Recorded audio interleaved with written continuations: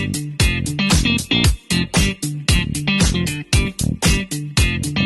didn't invent this rock, but I'm gonna blow it up. Welcome to this latest edition of the Real Deal Podcast, episode 918 of the Real Deal Podcast, as we continue to look at the now epic and legendary show SNOWFALL, season 2, episode 7. So we're almost there. Only 10 episodes a season, so we're nearing the end of this season. The world is yours. This was a just fantastic episode, an emotional episode. If you were a fan of Pedro Villanueva, a really episode that explored the ideal of, and we'll look into it now, our themes of the world is yours and sacrifices. And you see Franklin, you see Louis, you see Lucille, which this episode was for the most part centered around. And you see these three characters who all in their own way, they want the world. They want the world, they want everything that's in it. But, this episode taps into, what are you willing to do in order to get to where you want to be in life? And if you want to conquer the world, what sacrifices are you willing to make? And a couple of these characters, and one of these characters in particular, had to make an extreme sacrifice that we'll talk about later on in the episode. So that is your themes of the episode. The world is yours and sacrifices. A quick recap. Alton and Sissy get closer. Franklin talks expansion, and Kevin gives up the recipe. We're going to begin with the deep dive. Continue on with the deep dive. Louis versus Claudia. This was something that just kind of happened just very quickly. This happened within just one episode. You have Louis, who went back to Claudia, kind of went back for business and pleasure, and the fact that she was done with Jerome. So it was kind of like a perfect storm of events that led her going back to Claudia. And in this episode, you see the classic, pimp versus hoe mentality, as far as keeping the pimp, keeping the hoe, or keeping the prostitute down from a psychological standpoint, to where they have to remind them, I made you, I own you, don't ever forget that. The problem is, Louis no longer saw herself as the hoe. She really thought that this was a partnership as far as love. She really thought that her past dealings with Claudia, as far as when she was, when Claudia taught her about the streets and all the tricking and all that stuff, she Louis had put all that, put that to the side, put that in the past, even though it's still a part of her. Louis was no longer tricking. She was no longer on the street. She was at one point, a part of a budding drug empire. She now, with Claudia, was thought that she was a part of a business and a relationship. But Claudia, being who Claudia is, and Claudia, Franklin, they're all about business. She didn't see it that way. Claudia saw Louis. Now, first of all, Claudia was, to flush out this scene, to flush out what happened. Claudia insults Louis. Insults her to a point to where she said, I remember when you were tricking. I remember how I had to school you. Does it in front of people at a drag party. Really embarrasses the shit out of Louis, to say the least. Demeans her, the whole, almost it was almost borderline dehumanizing her in a way. And Louis was, seething, just to say the least. And this led to a verbal altercation, led to a physical altercation, where Louis ended up knocking Claudia unconscious. At the time, I thought that she possibly would be. At the time, I thought that she possibly was dead, but we found out, of course, that that wasn't the case. But what led up to this was, and then there's some truth from both of them. Like Claudia, Louis says, "Hey, I'm not in it for this business. We are together. It is about the love. And Claudia is like, nah, I cut the deal. I cut the side deal with Franklin. You're trying to, I see your ambition. You're trying to take over my club. Louis basically says, if I wanted your club, I could have had it. So they're both right in a sense. Louis is dealing from a place of emotion. Claudia is dealing from a place of business, strictly business, and those ideas and thoughts and those worlds clash, and it leads to this explosion. And really, you get a lot of insight on who Louis is and on why Louis is the way she is, and why I discussed this earlier in the season, or maybe even last season, parts of last season. That's towards the end, about Louis being content with being in a toxic relationship with Jerome. Well, Louis has been in toxic relationships and toxic situations her whole life. Is all she's basically all that she knows. So she's comfortable in those environments. And Claudia brings up something about her lacking the self-worth. She's right, and that's why Louis does lack self-worth, which keeps her in these toxic relationships, per se. So, but with Claudia, she finally thinks that she's up until this point, that she finally thinks that she's in a good space, is in a good space that she's been in her life, and she's really thrown back taken back, by what Claudia says about her. And of course, again, this leads to an explosive, leads to her, to them fighting. Again, this was about great scene, but this was about Louis and us, peeling off some more layers about who Louis is and why Louis moves the way she moves, as far as her ambition, as far as her being a broken individual and what have you. So tremendous scene, great by both actresses. And but this was something that was building over the course of the episode, and it exploded. It took off rather quickly, to say the least. Best scenes: Franklin, Leon, Kevin. So this scene opens This scene opens the episode. They're going to there. Of course, this is 1983, 84, or 83, where they're watching Scarface. We all remember Scarface, the classic movie with Al Pacino and Franklin. They're talking during the movie.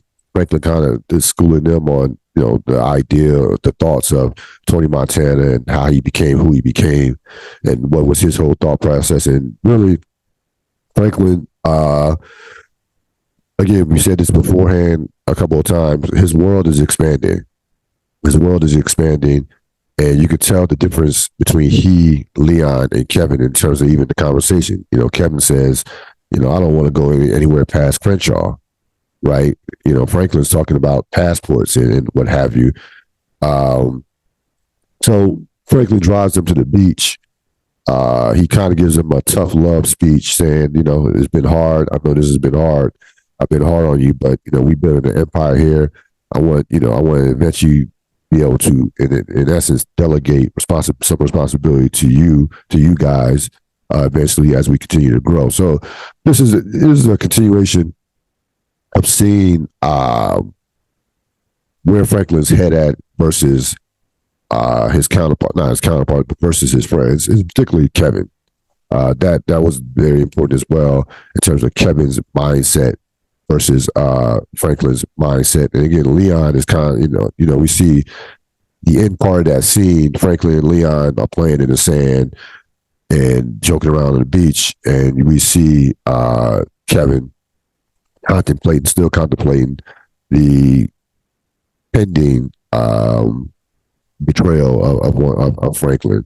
And we also see in the scene, and we've known this too, even from going back to season 1, just how well educated and how smart Franklin is. He's breaking down stuff on the crabs on the beach and things of that nature. So again, Franklin is a guy who is just well versed, even at this young of an age, which explains, why he became a kingpin, and is where is going in the direction that he's going.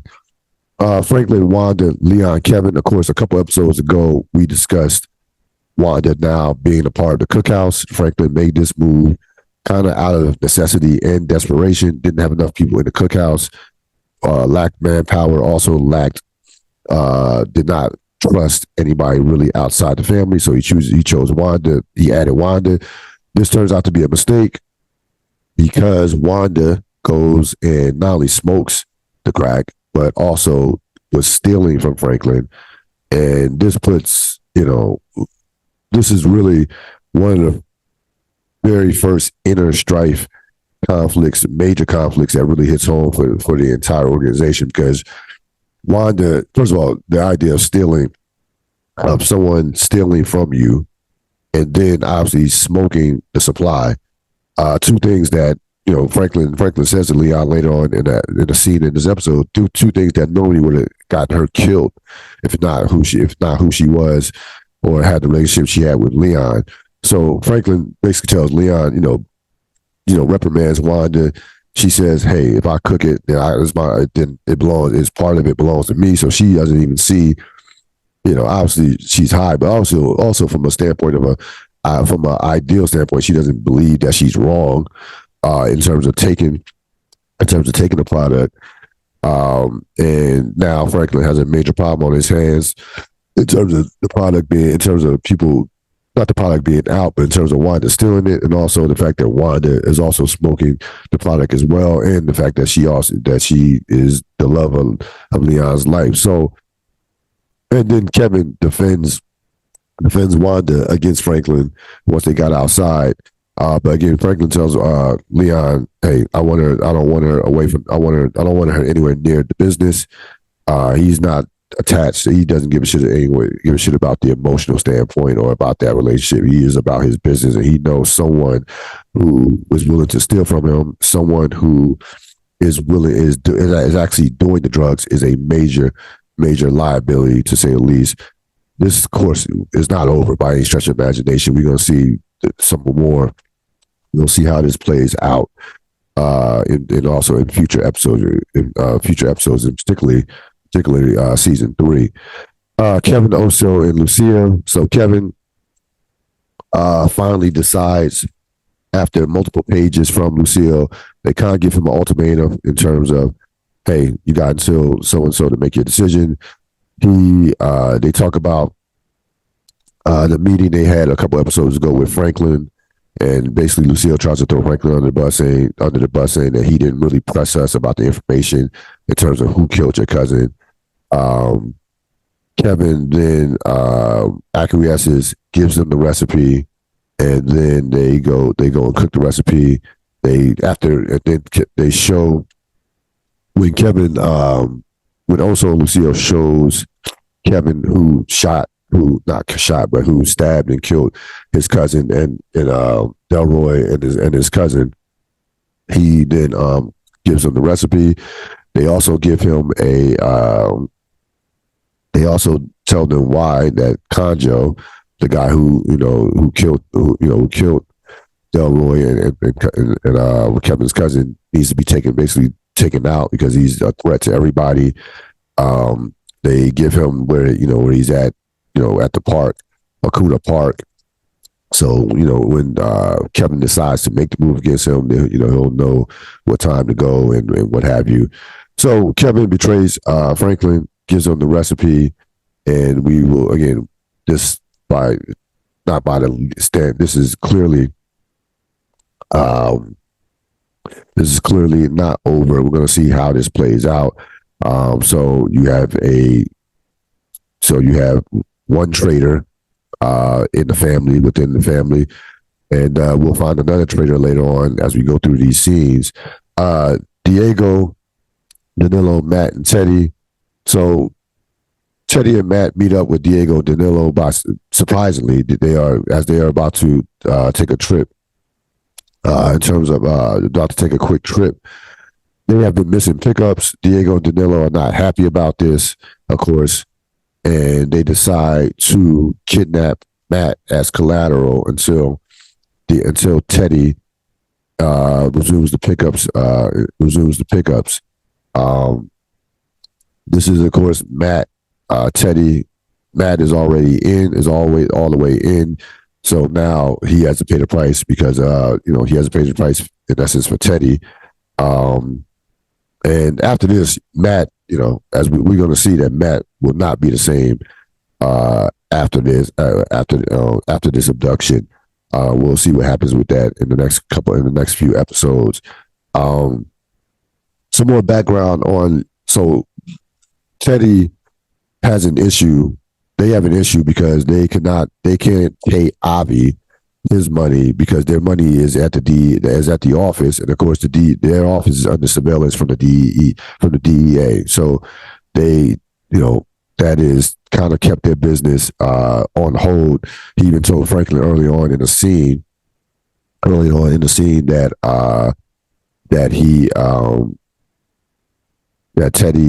Franklin, that the business had to be on hold for a week or so until he got some things situated with the plane and with some maintenance on the plane. Of course, that was a half truth. That wasn't the full truth. He doesn't tell about the other situation that he's dealing with. When Franklin wanted to spoke to Teddy about expanding, but this Danilo and Diego obviously are not playing with Teddy.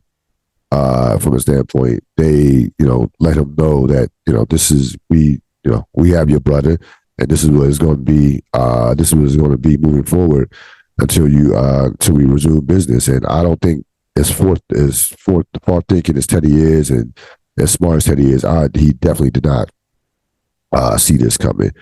Pedro and Lucia, one of the best scenes of the season. Maybe, I mean, if I really was charting, if I really was going through and combing through greatest scenes in the history of the show, this one probably would, I would say, be in the top 10.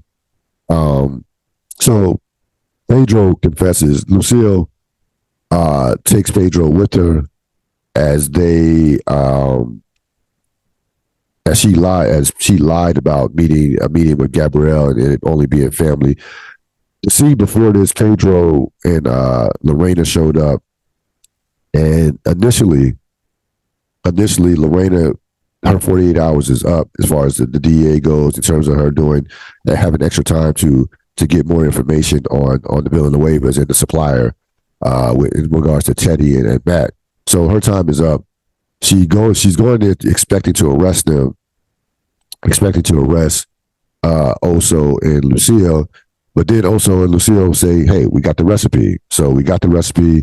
Now we're going to meet with Gabriella. So Gabriella can take the heat off us from Gabriella, and we can make a deal with her and afford to pay her. So now Soledad in that scene had to pivot and allow Pedro to go with Lucille. So Lucille takes Pedro. They go to this empty house, so to speak. Pedro did not know what was coming. I think Soledad probably did know what was coming. That's why she was so reluctant to let Pedro go. But Pedro absolutely was blindsided by this, despite how well he knows his cousin, Lucille. And Lucille pulls a gun on him, and Pedro basically confesses that, yeah, I sold you out. I sold the rest of our family out to the DEA, and Lucille kills him. Now, Lucille did not go in with the intent that she was going to kill Pedro. I don't think she did. I think she wanted her. She thought that she might kill him, but she wanted him to talk her out of killing him, if that makes sense. And you see them go in this back and forth where Pedro basically says, yeah, your father thought you were a disease. I know that you're toxic and you're a disease. And yeah, I basically sold you out because of who you are as a human being. And Lucille, shoots him, but she also knows that this is true. And she knows, and I don't necessarily think that she wanted to kill him. Remember, throughout this season, Gustavo had basically been saying that Pedro was in on it along with Soledad, Lorena / Soledad. Like, Gustavo knew from the jump that Pedro when Pedro came back that there's something was wrong. Remember, he had been going to see the psychic. Also, he didn't trust Pedro. But Lucille, them being blood, them being cousins. Remember, even before Gustavo came along, it was those two. They were the ones that were running the business, so they had a relatively tight relationship as first cousins. She did not want this to be the outcome. Like, she did not want this to be the outcome. But she, in essence, had no choice but to shoot Pedro once she confesses that he's turned on the deed, turned on the family, and is a part of DEA. That breaks all code of La Cosa Nostra and any organization, mafia, and what have you, especially amongst the Latin population. The cartel, like that's a no-no. That doesn't, in any part of the chess game, that's just not happening. And she shoots him twice, and he says he was right. He says that her father was right about her being a monster, and she is a monster. Like, Lucille is a classic psychopath who wants to be at the top of the game, who wants, the world. We talk about the theme of the world is hers, the world is yours. She wants, in essence, she, along with Franklin, along with Louis in her own way, she wants the world. Great scene. I think the best scene of this season up to this point, and one of the best scenes of the entire 6-season run of the show. MVP, Pedro and Lucille, that scene was a tremendous scene that ended the episode, and both actors were phenomenal, especially Emily Rios, who plays Lucille. And listen, making a decision that she had to make, it being a family member, it being someone that she was once close to, and the fact that in her heart of hearts, she knows that he was right, as far from the standpoint of saying that she was, as she is, a monster. So that, I give this scene, and I give those two actors the MVP of the episode. Great episode. I mean, this was a very, again, a lot going on in this episode. I even left some stuff out. The Alton Sissy scene where Alton basically says to Sissy, "Hey, babe." So just give you one last bonus scene. Alton and Sissy, are closer now. Alton shave, got the fresh shave.